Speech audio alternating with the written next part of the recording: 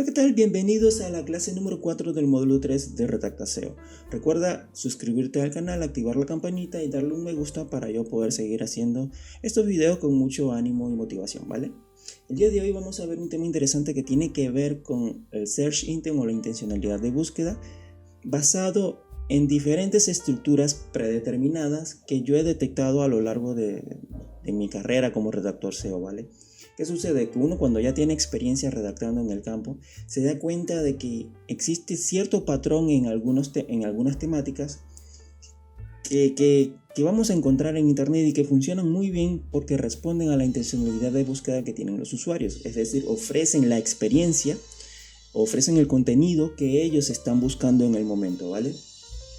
Entonces, yo he realizado varias plantillas y en este caso empezamos con el de recetas, que es el más sencillo de explicar, por así decirlo, ¿vale?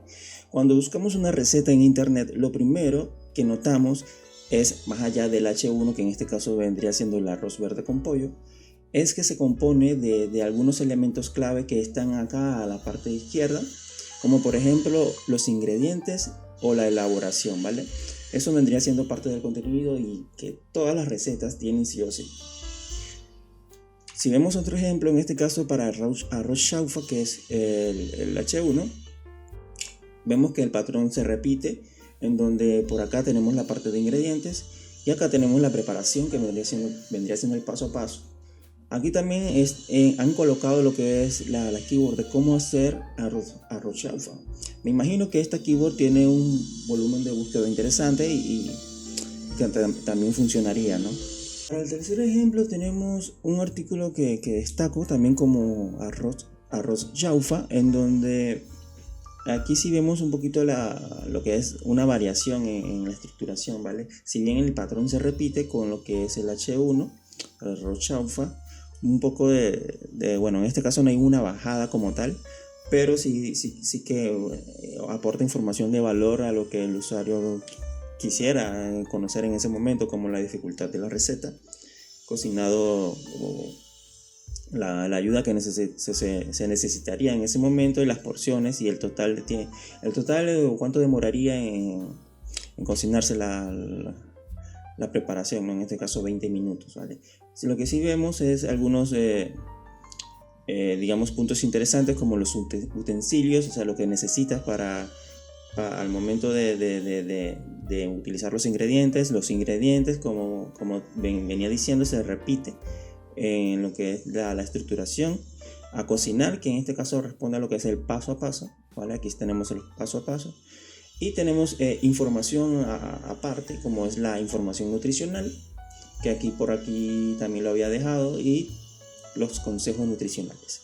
Entonces, si te fijas, los artículos de recetas, todos, o la gran mayoría, cumplen con esta regla de estructuración, y es porque básicamente el usuario lo que quiere saber es cómo preparar algo, ¿vale? Cómo preparar X receta, y por eso esto es lo más importante que tienes que tener en cuenta a la hora de desarrollar un texto de este tipo, obviamente. La extensión de estos artículos no suele ser muy grande por el mismo hecho de que el usuario solamente va a querer consumir lo que es el paso a paso de cómo hacer una receta y todo lo que necesita para llevarla a cabo. Sin embargo, hay ciertos digamos, anomalías en donde se desarrollan artículos un poco más extensos, como por ejemplo origen del arroz chaufa, por ejemplo, ¿no? De dónde viene, etc. Sin embargo, lo más importante en este tipo de artículos es básicamente responder a esta estructuración. Tenlo en cuenta a la hora de desarrollar los artículos de recetas si llega a tocarte a ti.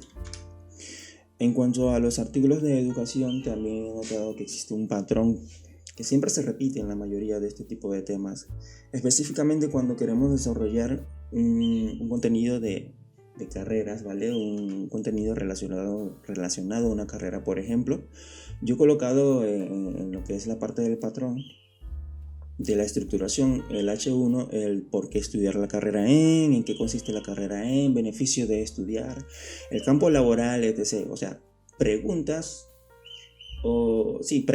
que los usuarios se hacen con relación a la carrera que ellos pretenden estudiar, porque en sí quieren saber qué beneficios van a obtener a través de la misma, ¿no?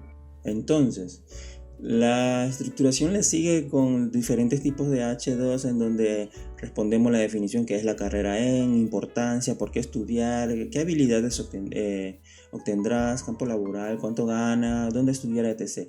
Cuando buscamos este tipo de temas, siempre vamos a encontrar un patrón donde abarca todo este tipo de consultas a la hora de leer el contenido, ¿vale? Por ejemplo, tenemos, ¿conoces cuánto gana un licenciado en comunicación? Es el tema principal. Entonces aquí tenemos la tabla de contenido en donde vemos los diferentes H, ¿no? ¿Conoces cuánto gana? Bueno, este es el H1. ¿Qué es lo que hace un licenciado en comunicación? ¿Cuál es el campo laboral? Es decir, esta parte, ¿no? Campo laboral de un licenciado en comunicación. ¿Cuánto gana un licenciado en comunicación? ¿Vale? Si pasamos al segundo ejemplo, lo mismo. Vemos que en la tabla de contenido hay muchos de los puntos que estoy tocando en la parte izquierda, como por ejemplo negocios internacionales, que es decir, la definición de la carrera, funciones de un licenciado en negocios internacionales, campo laboral. Aquí están las diferentes digamos los diferentes campos laborales del profesional distribuidos en H3. Y aquí está la parte de dónde estudiar la carrera en negocios internacionales, ¿vale? En cuanto a la temática de salud, aquí también existe un patrón muy claro a la hora de desarrollar este tipo de temas, que si quieres resolver la intencionalidad de búsqueda deberías considerar la estructuración que te voy a proporcionar a continuación. Para los artículos de salud, la estructura básica siempre va a ser en relación a la enfermedad, es decir, X, los síntomas, las causas, los tratamientos, prevención, etc., ¿vale? Luego siempre comienza con una bajada del texto y una definición de lo que es la enfermedad en este caso, los síntomas, la causa, los tratamientos, prevención, dónde acudir en caso de malestar, etc., ¿vale? Aquí, por ejemplo, vemos una estructuración o distribución de H sobre qué es la fatiga visual, donde tenemos el H1 de fatiga visual, tenemos el H2 que es una fatiga visual, el H2 que le sigue después es cuáles son las causas de la fatiga visual, bueno, en este caso fatiga ocular, que es una palabra, una keyword semánticamente relacionada a esta, vendrían siendo lo mismo, ¿vale? Luego tenemos en los H3, son los síntomas.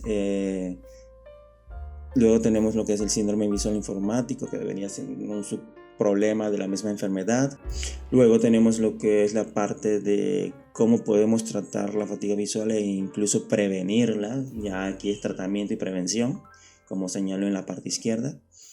Y bueno, tendría eso básicamente. Esto de acá para abajo ya es otro tipo, pertenece a la plantilla del blog. Esto no tiene que ver con el tema, pero sin embargo lo estoy señalando por equivocación más que todo, ¿vale? Pero la cuestión es que va desde acá hasta acá, ¿vale? Tenemos otro ejemplo sobre el dengue, pero antes de pasar al dengue voy a explicar un poquito sobre los artículos de salud a la hora de desarrollarlos. Es importante siempre contar con la ayuda de un experto en el rubro, un experto, me refiero a un médico, un doctor, etc., que tenga bastante experiencia a nivel de conocimientos y pueda demostrar la veracidad de la información que nosotros redactamos en el momento. ¿Por qué? Porque al momento de nosotros escribir este tipo de temas, como un tema delicado en internet, ¿vale? Tiene que ver con la salud.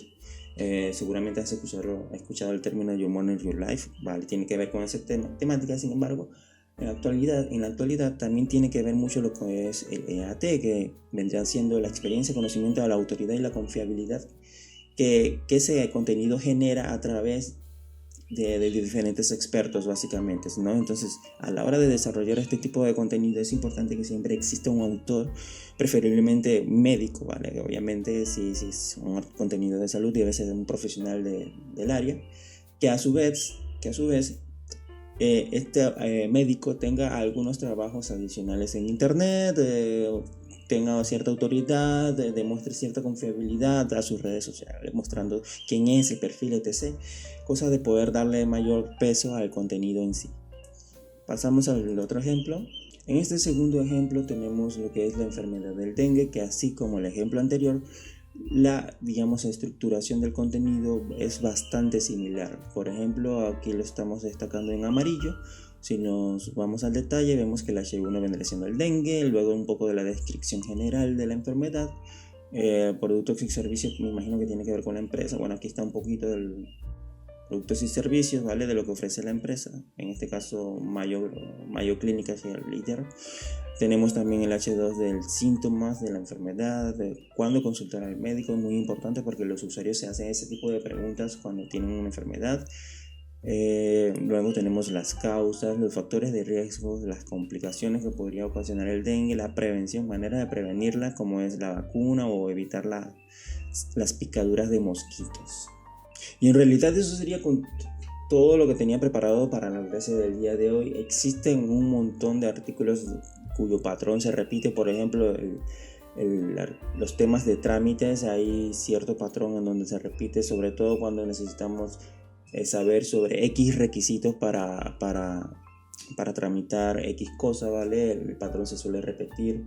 También se suele repetir el patrón en artículos de viajes, en donde las guías de viaje básicamente hablan de lugares, y estos lugares tienen otro H en donde señala cómo llegar, la dirección, el horario, etc. Lo importante en este caso es que tú hagas la prueba, investigues algunos contenidos con respecto a tu rubro, y si detectas algún tipo de patrón sobre la estructuración que resuelva la intencionalidad de búsqueda a nivel general, lo comentes ahí abajo en los comentarios y me digas qué te parece, ¿vale? Si la clase te gustó, por favor suscríbete al canal y recuerda que estoy haciendo actualizaciones de contenido, bueno, cada vez que puedo. Recientemente tengo un nuevo micrófono y me he dado la tarea, el tiempo de hacerlo, así que nos vemos en la siguiente clase.